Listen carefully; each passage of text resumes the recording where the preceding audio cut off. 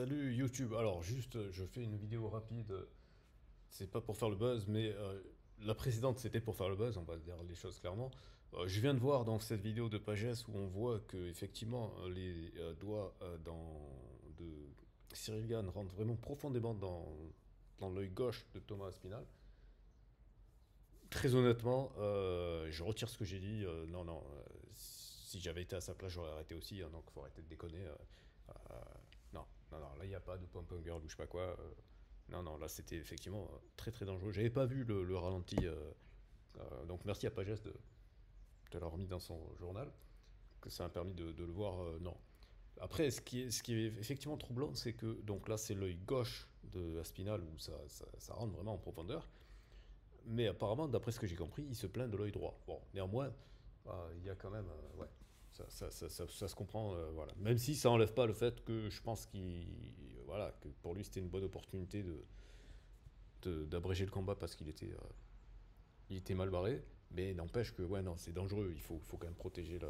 Voilà, ça enlève pas ce que j'ai dit par rapport à la bagarre de rue. Dans la bagarre de rue, ben, il n'y a pas d'arbitre, il y a pas de règle. C'est celui qui termine debout qui a gagné. Et voilà.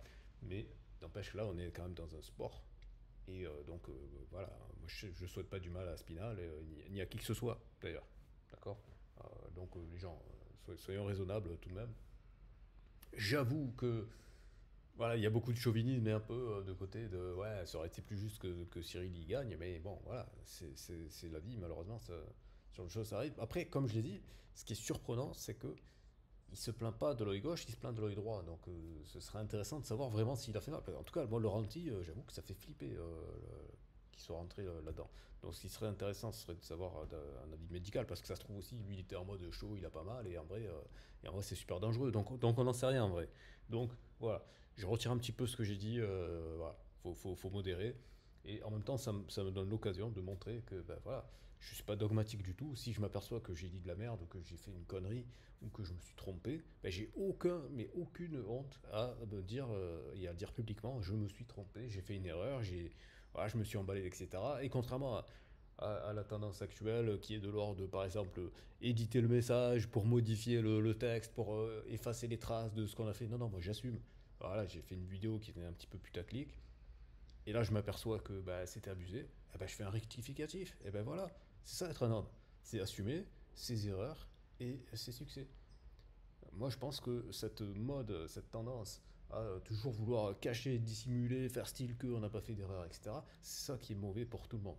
C'est mauvais pour les personnes qui font ça et c'est mauvais pour la société en général. Donc il faut faire plus de choses comme ça, c'est-à-dire accepter le fait qu'on va dire des conneries, tout le monde dit des conneries, il n'y a personne qui a jamais dit de conneries, mais derrière il faut avouer, il faut dire simplement, bon ben voilà, là je me suis trompé, je dis une connerie, et ça arrive. Et je pense qu'on vivra beaucoup mieux hein, si on fait ça. Voilà. Donc c'était le petit message philosophique. Et à très bientôt pour une prochaine vidéo.